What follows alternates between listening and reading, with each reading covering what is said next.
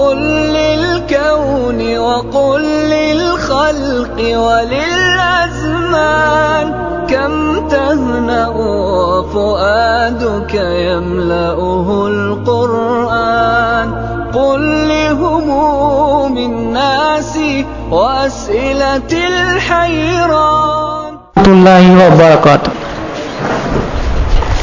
الحمد لله الصلاة والسلام على من لا نبي بعد. أشهد أن لا إله إلا الله وأشهد أن محمدا عبده ورسوله أما بعد. قال الله تعالى يا أيها الذين آمنوا اتقوا الله حق تقاته ولا تموتن إلا وأنتم مسلمون. اللهم صل على محمد وعلى آل محمد كما صليت على إبراهيم وعلى آل إبراهيم إنك حميد مجيد. اللهم بارك على محمد وعلى آل محمد كما باركت على إبراهيم وعلى آل إبراهيم إنك حميد مجيد. ربي اشرح لي صدري ويسر لي أمري واحلل عقدة يفقهوا قولي. அளவற்ற அருளாளனும் நிகரற்ற அன்புடனாகிய அல்லாஹ்வின் திருப்பெயரை கொண்டு ஆரம்பம் செய்கிறேன்.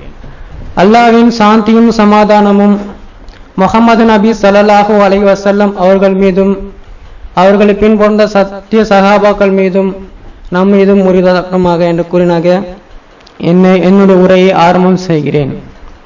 நான் இங்கே பேச வந்த தலைப்பு என்னை கவர்ந்த இஸ்லாமில் கொஞ்ச நேரம் கூட ஸ்பெண்ட் பண்ணலான் இருக்கேன். என் பேர் கலீலுல்லா, என்னோட பழைய பேர் கார்த்திக். என்னோட சொந்த ஊர் இங்கே சென்னை தான், திருவான்மியூர். அப்பா பேர் ராஜாராம், அம்மா பேர் சரஸ்வதி, அக்கா இருக்காங்க, அக்காவுக்கு மேரேஜ் ஆயிடுச்சு. எனக்கு அல்லாவோட கிருபையால் நான் MBA படிச்சிருக்கேன். எங்கள் அப்பாவோட ஆசை எப்படியாச்சும் என்னுடைய பிள்ளைங்களாம் சொந்தக்காரங்க மத்தியில் தலை நிமிர்ந்து இருக்க வைக்கணும், அதுக்காக கஷ்டப்பட்டு படிக்க வச்சாங்க. அல்லாவும் MSc IT முடிச்சுட்டு கொஞ்ச நாள் ஒர்க் பண்ணிட்டு தான் அப்புறம் மேரேஜ் பண்ணி கொடுத்தாங்க. நான் MBA ஷிப்பிங் அண்ட் லாஜிஸ்டிக்ஸ் முடிச்சுட்டு இப்போது மெரைன் டிபார்ட்மெண்ட்டில் நிசான் ஃபேக்ட்ரியில் ஒர்க் பண்ணிட்டு இருக்கேன். அல்ஹம்துலில்லாஹ் டெப்டி மேனேஜராக இருக்கேன். எனக்கு இஸ்லாம் எப்படி கிடச்சிது அல்ஹம்துலில்லாஹ் அந்த கொஞ்ச நேரம் உங்களுக்கான சொல்லலான்னு விருப்பப்படுறேன். எனக்கு சின்ன வயசுலேருந்தே முஸ்லீம்ஸ்னால் ரொம்ப பிடிக்கும். அது எப்படின்னா அவங்க செப்பரேட்டாக ஒரு மாதிரி தனிமையில் இருக்கவங்க, அது மாதிரி இந்து கலாச்சாரத்தில் தான் அவங்க டிஃப்ரெண்ட்டாக தெரியறதுனால நான் கொஞ்சம் அவங்க கூட ஃப்ரெண்ட்ஷிப் வைக்கணும்னு ஆசைப்பட்டுருப்பேன். நிறைய முஸ்லீம்ஸ் ஃப்ரெண்ட் இருக்காங்க சின்ன வயசுல இருந்தே அல்ஹம்துலில்லாஹ். எனக்கு எப்போ இதாயத்தை வாரமாக ஆச்சுன்னா நான் 12th முடித்தேன். 12th முடிச்சுட்டு நான் பிகாம் பண்ணணும்னு சொல்லிட்டு எல்லா காலேஜும் போனேன். ஃபஸ்ட்டு குருநானக் காலேஜ் போனேன். ஏன்னா அந்த டைமில் எனக்கு கிரிக்கெட்டில் இன்ட்ரெஸ்ட் இருந்துச்சு. ஸோ குருநானக் காலேஜில் படிக்கலான்னு சொல்லிட்டு அங்கே போய் அங்கே ஃபார்ம் வாங்கிட்டு வந்தேன்.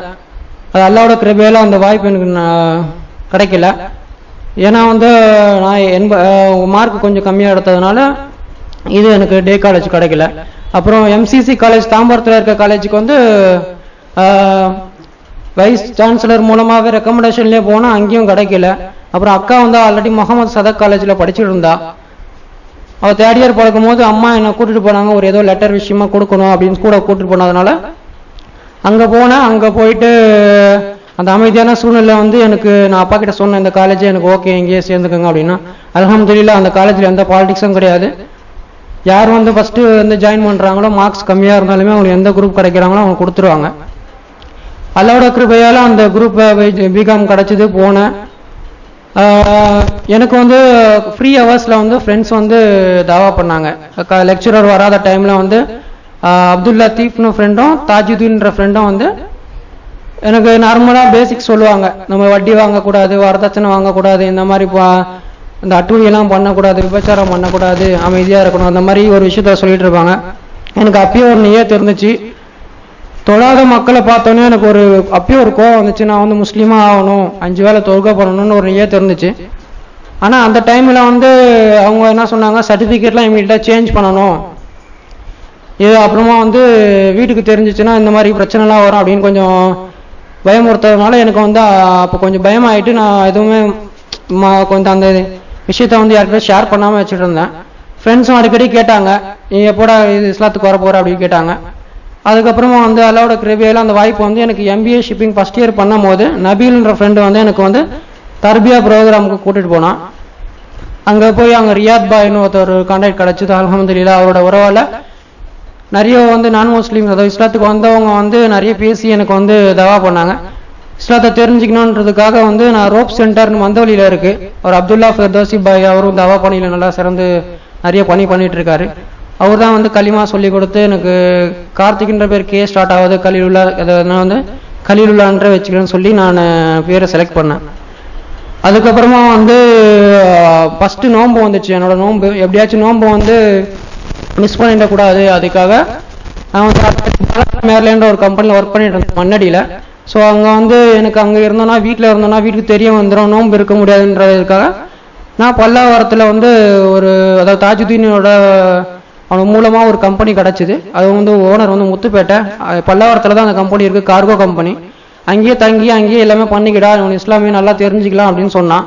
அல்ஹம்துலில்லாஹ் அப்புறம் வீட்டில் வந்து இந்த மாதிரி ட்ரைனிங் போகிறான் அப்படின்னு சொல்லிட்டு நான் அந்த கம்பெனியில் வந்து ஜாயின் பண்ணேன். அதுக்கப்புறம் அல்லாவோட கிருபையால் ஒரு வருஷம் வந்து வீட்டுக்கு தெரியாமல் அங்கேயே சண்டே மட்டும் வீட்டுக்கு போயிட்டு இருந்தேன். எந்த டவுட்டும் இல்லாமல் இஸ்லாத்தை பற்றி நான் அல்ஹம்துலில்லாஹ் கற்றுக்கிட்டேன். அங்கே ரசூல் பாய்னு ஒருத்தர் இருந்தார். அவர் வந்து எனக்கு ஆரம்பத்தில் இப்படி உது எப்படி பண்ணணும், செருப்பு போட்டாலும் வலது காலில் தான் போடணும், அந்த மாதிரி ஒவ்வொரு விஷயத்தையும் பார்த்து எனக்கு அல்லாவோட கிருபையால் ஒன்றுனா நான் அங்கே வந்து கற்றுக்கிட்டேன். அல்ஹம்துலில்லாஹ் அப்படியே போயிட்டு இருக்கும் போது என்னோட ஃப்ரெண்டு மூலமாக வந்து எங்கள் வீட்டில் தெரிஞ்சிச்சு, இந்த மாதிரி வழியில் போயிட்டுருக்கா, ஏதோ வந்து முஸ்லீம் ஆகிட்டா போல அப்படின்னு சொல்லிட்டு அவங்க வந்து ஃப்ரெண்டு கூட இருக்கிற ஃப்ரெண்டே வந்து அவன் அம்மா கிட்ட சொல்லிட்டான். அம்மா வந்து ஏற்கனவே கொஞ்சம் டவுட் இருந்ததுனால, எனக்கு ஆஃபீஸில் எதனா தங்கிட்டு இருந்தால் வீட்டுக்கு போகலாம்ல, அதனால வந்து அவங்களுக்கு வந்து ஏற்கனவே ஒரு டவுட் இருந்துச்சு, முஸ்லீம் கம்பெனியில் வேறு ஒர்க் பண்ணிட்டு இருக்கான் அப்படின்னா வந்து இவங்க வந்து அந்த கம்பெனியில் தான் அவங்க மாற்றிட்டாங்களோ, பேசி மாற்றிட்டாங்களோன்னு நினச்சி தப்பாக நினச்சி அந்த கம்பெனி மேலேயும் கோபத்தில் வந்து ரொம்ப கோபமாக இருந்தாங்க. நீ எப்படியாச்சும் அந்த கம்பெனியை விட்டு வந்துடு அப்படின்னு, நீ வீட்லேயே இருந்து நீ வேலைக்கு போனாலும் பரவாயில்ல, நான் உனக்கு சாப்பாடு போடுறேன் அப்படின்னாங்க. சரி எனக்கு வந்து அம்மா சரின்னு சொல்லிட்டு நான் வந்து சொன்னேன். அப்புறம் வீட்டுக்கும் நான் ரிசைன் பண்ணிட்டு வந்துட்டு கொஞ்ச நேரம் இருந்தேன். ஆனால் அம்மாவும் வந்து ரொம்ப பிரச்சனை பண்ண ஆரம்பிச்சிட்டாங்க. அதாவது வீட்டில் இருக்கும்போது தண்ணியில் குங்குமத்தை கலந்து கொடுக்கறது, இந்த சாப்பாட்டில் கீரை சாப்பாடு, என்ன சாப்பாடு போட்டாலும் விபூதி ஸ்மெல் எனக்கு சின்ன வயசுலேருந்தே பிடிக்காது. ஆனால் கோயிலுக்குலாம் அம்மா கூட முதல்ல போவேன். லாங் ட்ரிப்பாக இருந்தால் ஒரு என்ஜாய்மெண்ட்டுக்காக போவேன், ஆனால் நம்பிக்கைலாம் கிடையாது. இருந்தாலும் எனக்கு அப்போ அம்மா விபூதி சின்ன வயசுலேயே கம்பல் பண்ணி வச்சு விடுவாங்க. நான் ஒரு 5 மினிட்ஸில் கலைச்சி விட்ருவேன். எனக்கு அந்த ஸ்மெல்லு பிடிக்காதனால திரும்பியும் வந்து அந்த ஒரு ஃபீல் பண்ணேன், ஏதோ ஒன்று அம்மா வந்து ரியாக்ஷனோட ஒரு மாதிரி இருக்குது, அதனால் வந்து சொல்லிட்டு அப்புறம் வந்து ஒரு காலையில் வந்து ஒரு அம்மா என்ன பண்ணாங்கன்னா இளநீல கோமியத்தை கலந்து கொடுத்து அதை வந்து நீ குடி அப்படி குடிச்சு வந்து அவங்களோட அவர் அறியாமையில் அவங்க பண்ணிட்டு இருக்காங்க.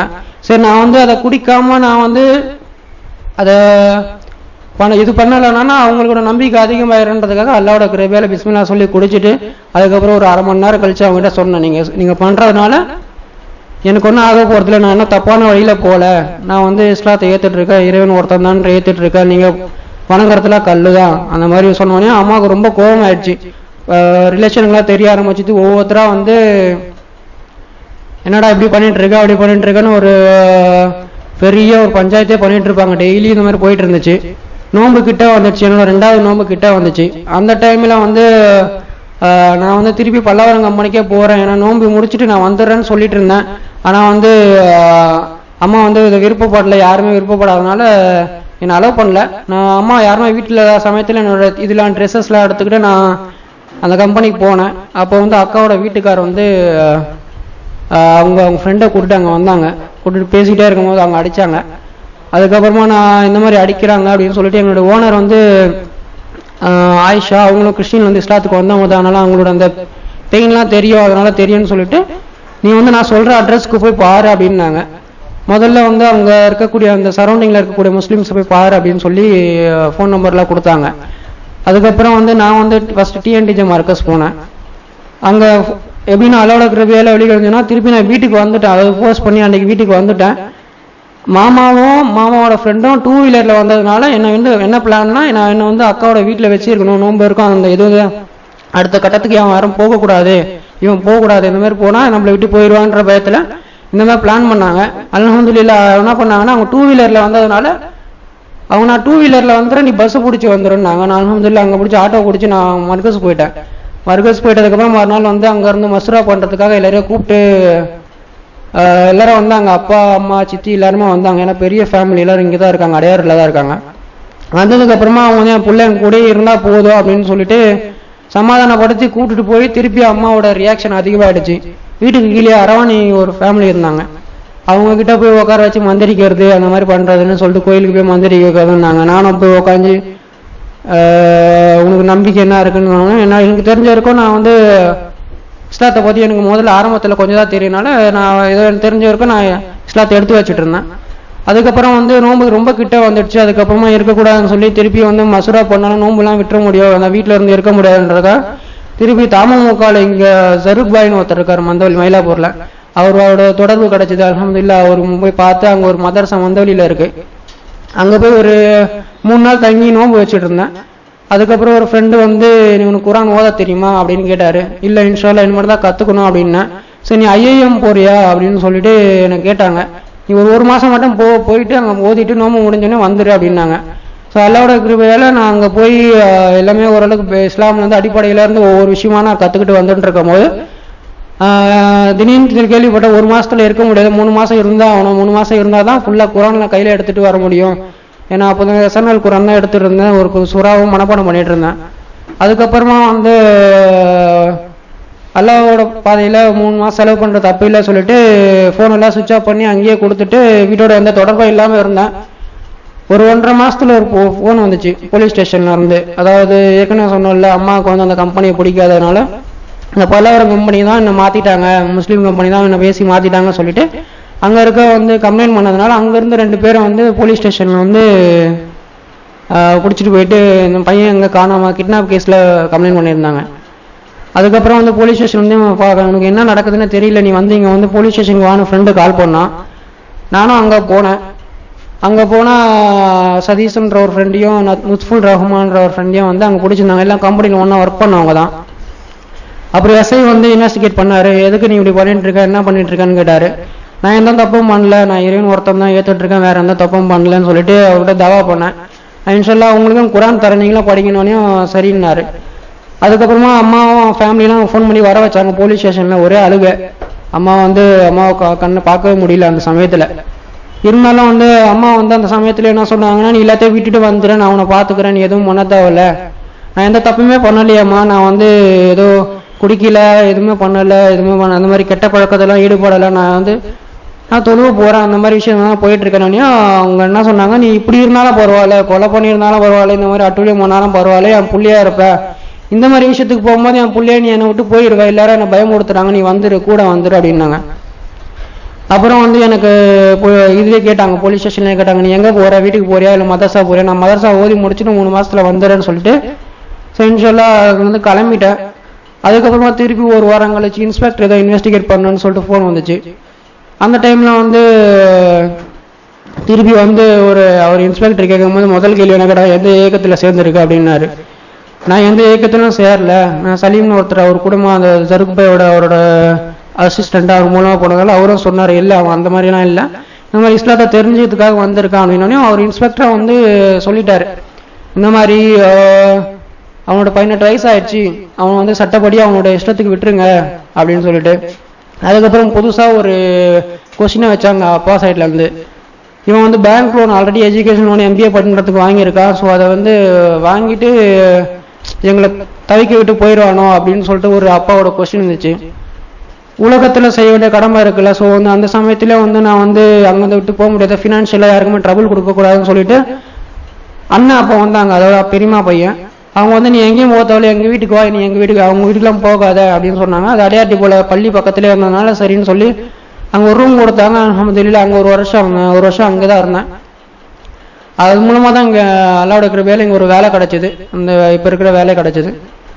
அதுக்கப்புறமா வீட்டுக்கு போகும்போதும் பிரச்சனை தான். இந்த மாதிரி நடுவில் வந்து அம்மா வந்து பஸ்ஸுக்கு முன்னாடி உட்காந்து விழுந்து சூசைட் கூட பண்ண அட்டன் பண்ணாங்கன்னு சொல்லிட்டு ஃப்ரெண்ட்ஸ்லாம் ரொம்ப அட்வைஸ் பண்ணாங்க.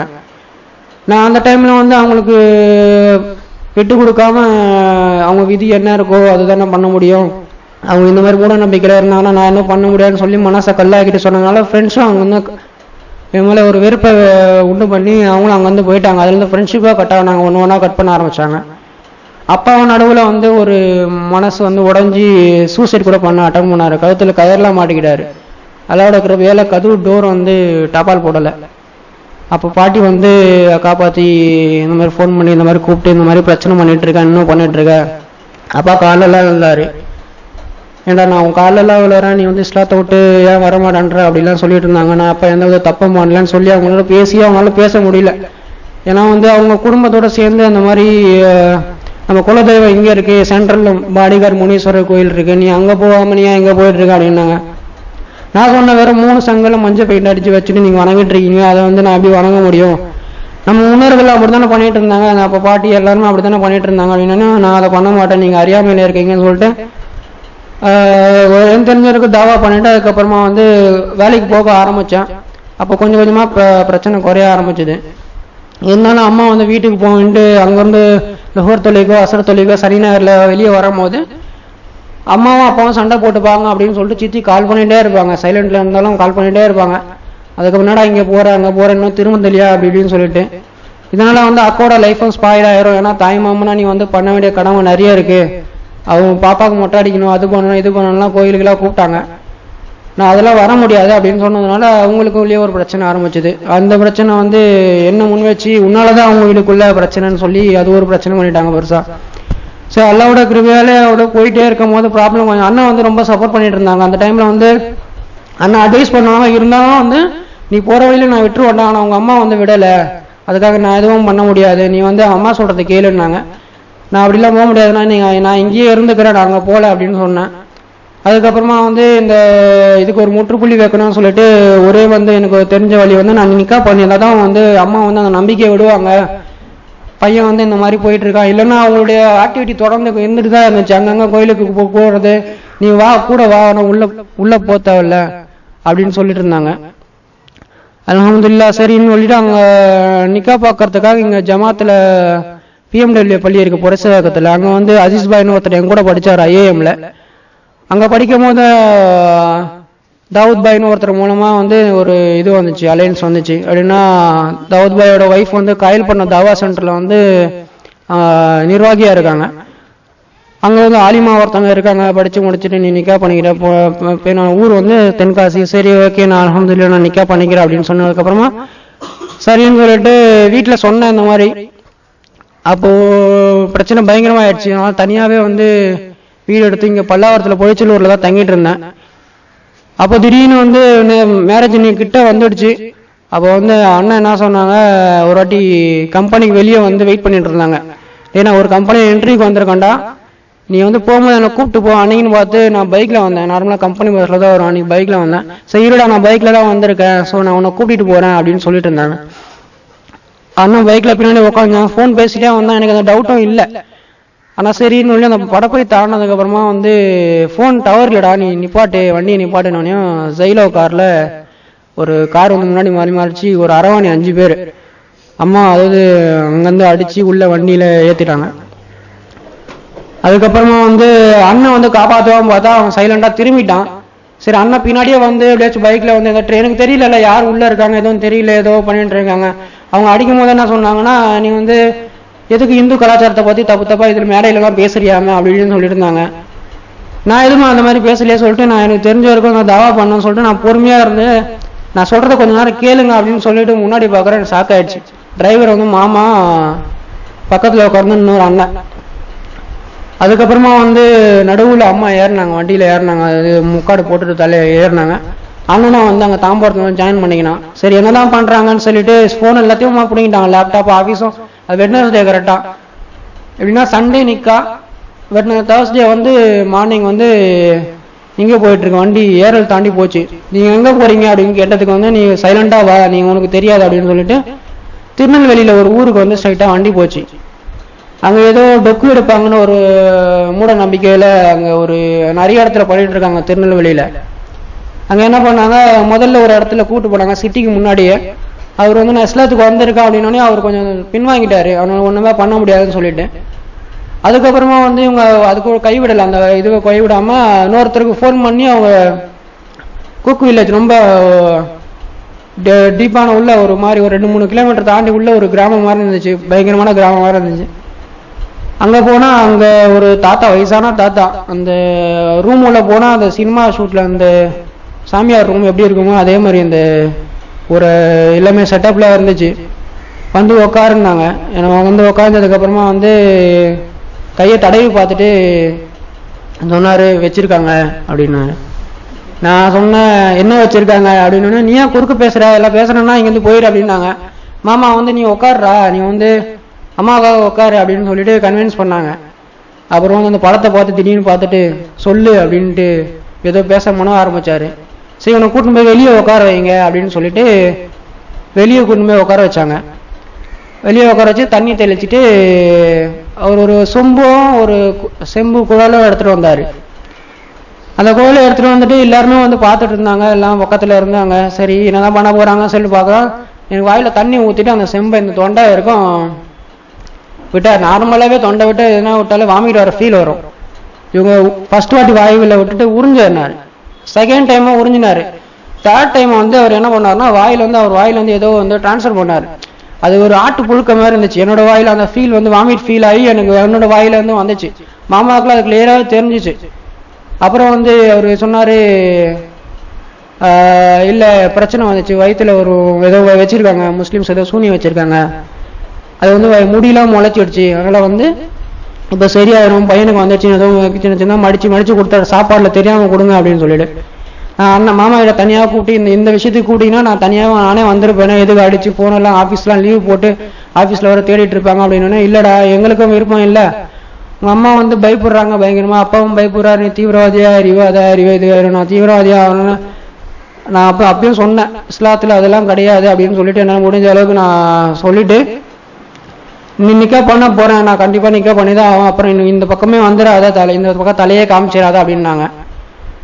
சரின்னு சொல்லிட்டு நான் வீட்டில் இருந்து தனியாக வந்துட்டு அப்புறமா நிக்காக்க நான் அரேஞ்ச்மெண்ட்லாம் பண்ணி அல்ஹம்துலில்லாஹ் இங்கேருந்து காயல்பட்டு தாவா சென்டரில் என் ஒய்ஃபுக்கு வந்து ஒரு விருப்பம் தாவா சென்டர்லேயே நிக்கா பண்ணணும் அப்படின்னு சொல்லிட்டு அங்கே போய் நபி வழியில் அல்ஹம்துலில்லாஹ் வந்து நிக்கா நடந்துச்சு. நிக்கா நடந்து அடுத்த வாரம் ஒரு பிளான் போட்டோம், நான் முஸ்லீம் தவா பண்ணணும். அதனால் புரசவாக்கம் பிஎம்டபிள்யூ பள்ளியிலேயே வந்து நான் முஸ்லீம் ஃப்ரெண்ட்ஸ் எல்லாம் கூப்பிட்டு பயான் பண்ணி குரான்லாம் கொடுக்கணும்னு ஒரு நியத்து இருந்துச்சு. அதபடி வந்து அசீஸ் பாய்னு ஒருத்தர் வந்து இன்னும் நல்லா சப்போர்ட் பண்ணார் அல்ஹம்துலில்லாஹ். அவர் இப்போ கூட ஒரு ஃப்ரெண்டுன்னு கூட சொல்ல முடியாது, ஒரு சகோதரன் மாதிரி ஹெல்ப் பண்ணிட்டு இருக்காரு. அங்கே வந்து சார் நெக்ஸ்ட் வீக் வந்து அவங்க ஊர்லேருந்து யாருமே வரல. அப்புறம் அல்ஹம்துலில்லாஹ் வந்து அன்னைக்குன்னு பார்த்து பஸ் ஸ்ட்ரைக்கு சில ஃப்ரெண்ட்ஸ்லாம் கூட வரல. சரி இருந்த வரைக்கும் முஸ்லீம்ஸ் வந்து கொஞ்சம் பேர் தான் வந்துருந்தாங்க. நான் முஸ்லீம்ஸ் ஓரளவுக்கு நிறைய பேர் ஃப்ரெண்ட்ஸ்லாம் வந்துட்டு இருந்தாங்க. அப்போ அபு சுஃபியான்னு ஒருத்தர் பயான் பண்ணார். அல்ஹம்துலில்லாஹ் அருமையான பயான் பண்ணதுனால 2 ஃப்ரெண்ட் அவன் அன்னைக்குன்னு பார்த்து மாலை வேற போட்டு வந்தான் உள்ள. அதை பயான் பண்ணவொடனே அவர் வெறுப்பாக எழுந்து 2 பேரும் வெளியே போயிட்டாங்க. அந்த அளவுக்கு ஒரு அல்ஹம்துலில்லாஹ் எப்படி சொல்லணுமோ அந்த கருத்தெல்லாம் தெளிவுபடுத்தினார். அப்புறமா வந்து அல்ஹம்துலில்லாஹ் விருந்து முடிஞ்சு அவங்க குரான்லாம் கொடுத்து வழி அமைச்சு வச்சாச்சு. அல்ஹம்துலில்லாஹ் இதுதான் வந்து என்னோட இஸ்லாத்து வாழ்க்கை. இப்போ மனைவி வந்து அவங்க தீனியா தொகுப்பு சண்டை எடுத்துட்டு இருக்கா. நானும் வந்து முடிஞ்ச வரைக்கும் தான் இப்போ இது 2வது வாரம் எனக்கு இங்கே வரது தவா சென்டருக்கு. இன்ஷா அல்லாஹ் என்னுடைய தவா பணி வந்து இனிமேட்டு இன்ஷா அல்லாஹ் தொடர்ந்து செய்வேன். அதுக்கப்புறமா வந்து இப்போது போன வாரம் தான் அல்லாஹ்வோட கிருபையால வீட்டுக்கு போனேன். அப்பா நல்லா பேசுகிறாரு, ஏன்னா அப்பா நார்மலாக நடுவில் அதுக்கப்புறமா வந்து ஓரளவுக்கு பேச ஆரம்பித்தார். சித்தி வீட்டுக்கும் நிறைய வீட்டுக்கு ரிலேஷன் வீட்டுக்கும் போனேன். அங்கே வந்து நீ அம்மாவுக்கு துரோகம் பண்ணிட்டு தான் சொன்னாங்க, தவிர வேறு எதுவும் பண்ணல, நீ உன்னுடைய இஷ்டத்துக்கு அல்லாஹ்வோட கிருபையால அல்லாஹ் லேசாக்கிட்டான், நீ வீட்டுக்கு போகிறந்தோடனே கூட்டிட்டு வா அப்படின்னு சொன்னாங்க. இன்ஷா அல்லாஹ் என்னோட குழந்தை டிசம்பரில் டேட் கொடுத்துருக்காங்க. இல்லை தாவா பணியில் நான் ஈடுபட்டிருக்கிறதுனால என்னுடைய மனைவியும் அதில் ஈடுபடணும்னு ஆசைப்பட்டு இருக்கா. இன்ஷா அல்லாஹ் அந்த குழந்தைக்காக சாலிகான குழந்தை வருதா துவா செய்யுங்க. அப்புறம் வந்து என்ன ஒரே ஒரு விஷயம் மட்டும் சொல்லி என்னுடைய உரையை முடிச்சுக்கிறேன். என்னதான் வந்து ஒரு இந்த உலகத்தில் வீடு பங்களா இதெல்லாம் வாழ்ந்தாலும் ஒரு முஸ்லீமுக்கு வந்து மிகப்பெரிய அல்லாஹ்வோட கிஃப்ட் வந்து மரணிக்கும் போது வாயில களிமா வரணும். அது வரலன்னா என்னதான் வாழ்ந்தையில தான் சொத்து சேர்த்து வச்சாலும் அது மறுமையில் நம்ம கூட வரப்போறதில்லை. எல்லாரும் துவா செஞ்சு தஹஜ்ஜுல துவா செய்யுங்க. நான் முஸ்லீம்ஸ்க்குலாம் தவா பண்ணுங்க. வீட்டில் இருக்கவங்க பொறுமையாக தவா பண்ணுங்க. நான் அந்த இழப்பை கொஞ்சம் இழந்துட்டேன், ஏன்னா கோபமாக இருந்தேன். அந்த கோபத்தை வந்து யாரும் இருந்தால் சோதனை வந்தாலும் எதுவுமே வாயை பேசுறாதீங்க, வாய் பேசுறாதுங்க, பொறுமையாக இருங்க.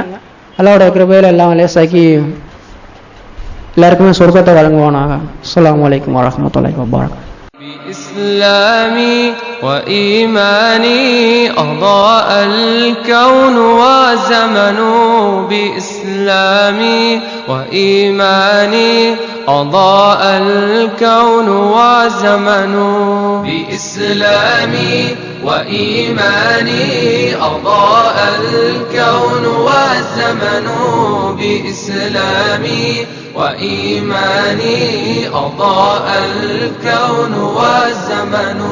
يحب